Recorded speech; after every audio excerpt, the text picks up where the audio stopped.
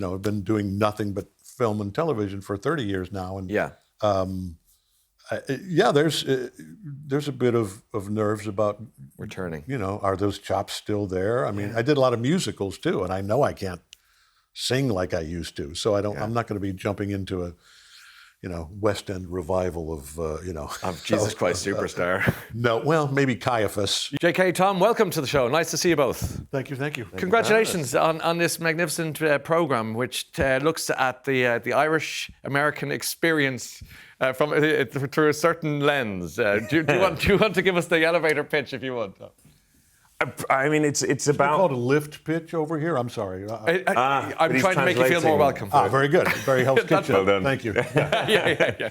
It's about a real-life gang called the Westies who dominated Hell's Kitchen on the west side of Manhattan during the sort of 70s, 80s and early 90s before their downfall. Yeah. And it's a sort of historical fiction look at their reign. Yeah, I've heard it described as being like a Peaky Blinders style situation. Yeah. And there's a feel of that to it. Well, I think like Peaky Blinders, the Peaky Blinders were a real gang, but the Shelbys weren't. Yes. And so with this is Sweeney's gang, who was a fictional character and sort of loosely based on the real guys. Yeah. Who are some of them still alive.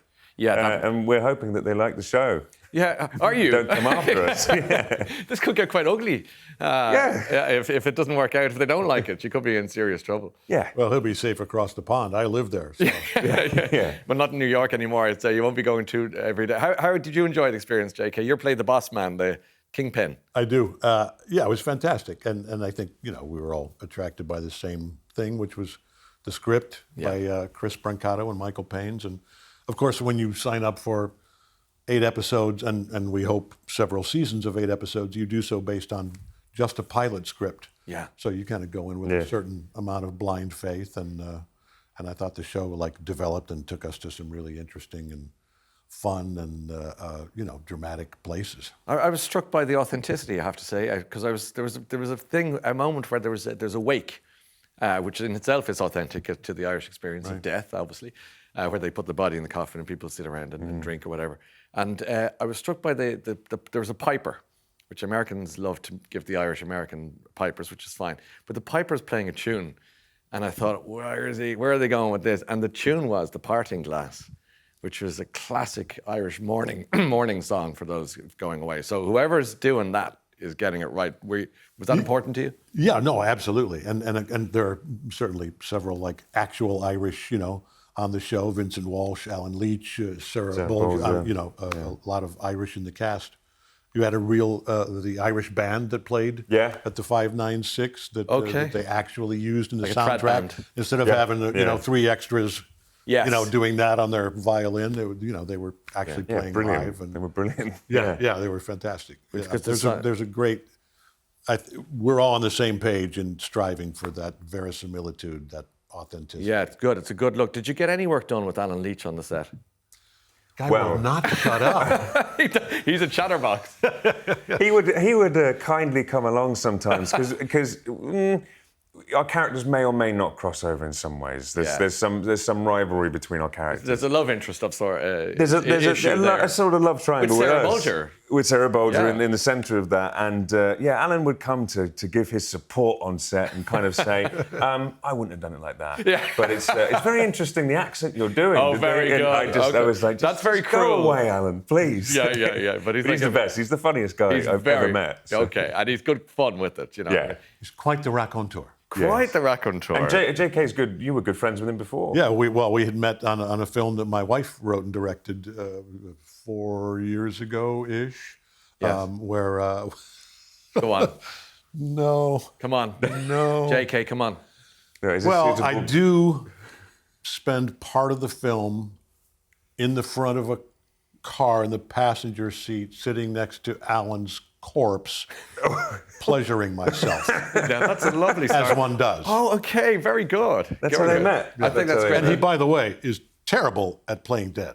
Really? I don't know how he didn't do that when he was a kid and want to become an actor. Yeah. He's terrible. Yeah, he's the worst. The worst corpse. He's going to love to hear I hope he doesn't have that on like special skills on his resume because It's a big leap from Grantchester, isn't it? It's Yeah. like, it's when you think of where you're coming from. Just Alan was, of course, would be known from Downton Abbey, and Which we went and watched together. We watched the Downton Abbey finale film together, which is quite surreal, having him sat next to me going, "Yeah, Right. There you go." And that was the first Downton Abbey thing I'd seen, actually. And I watched the second one with him.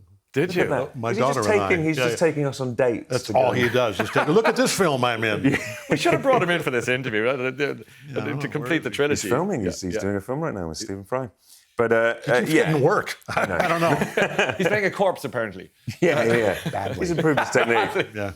Anyway, sorry. But yes, no, and Grantchester was a wonderful show. It was sort of an actor's playground of, it was a vicar who, solves crimes, but I got to really do the whole full gamut of emotions in that. But I really wanted to do something very gritty. I wanted to be on the other side of... Yeah, I bet. I wanted to do the crimes. Yeah.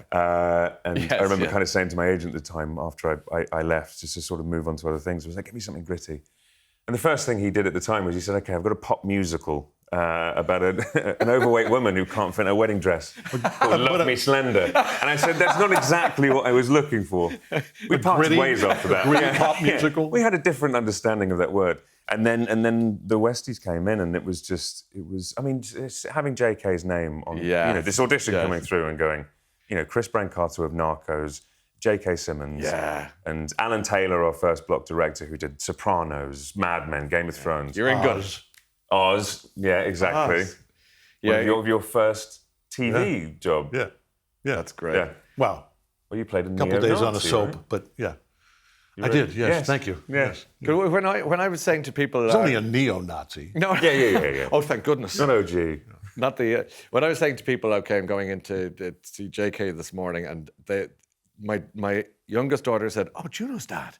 And my pal said, obviously everyone knows Whiplash, but everyone has a JK story and everyone has a JK moment in their lives because you're so prolific. And old, yeah. Well, let's say prolific. Do you love that people come up to you and say, that's my one, or that's my one?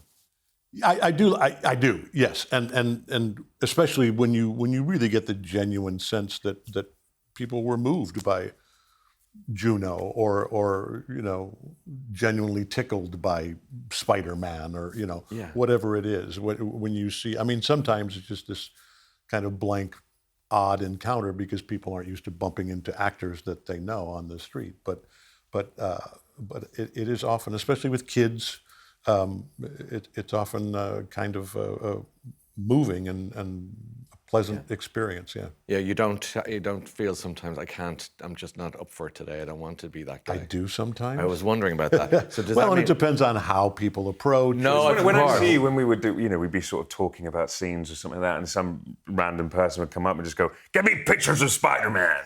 And then you kind of have this awkwardness of going, I mean, again, it's lovely. They really appreciate you, but it's just, they didn't even say hello. Yeah, right. They just go in with a quote, and then they don't know. And you handle it with such grace every time. You sort of give a nod and go, yep.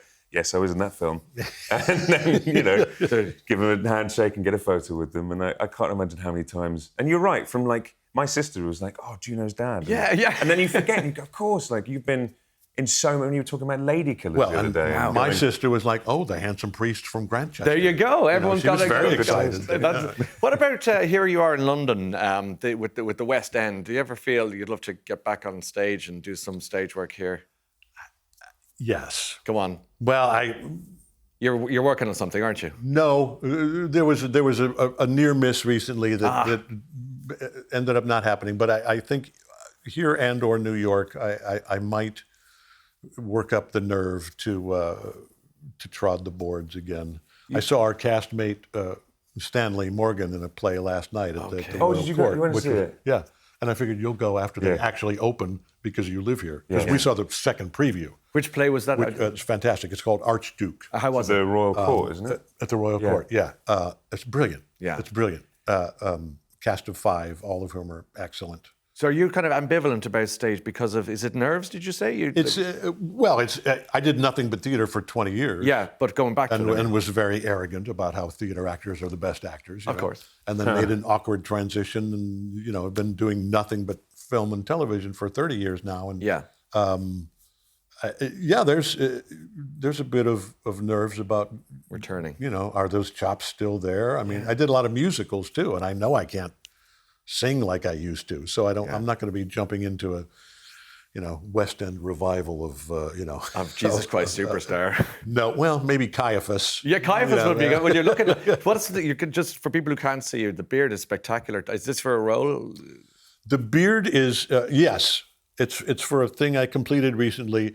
I sort of insisted on it for another thing that I completed recently, and it's for a thing that fingers crossed, all of the funding comes through and everything happens. It's for a film that I'll be doing in the fall. Okay. In the States, so I'll be very wild man of Borneo by then. Biblical. Yes. No trimming, no nothing. No, it's just straight. Well, mind you did produce a comb before we came on air, so you are grooming it a little bit. Yes, no, one must comb one's face when one has nothing else to comb. Beard oil?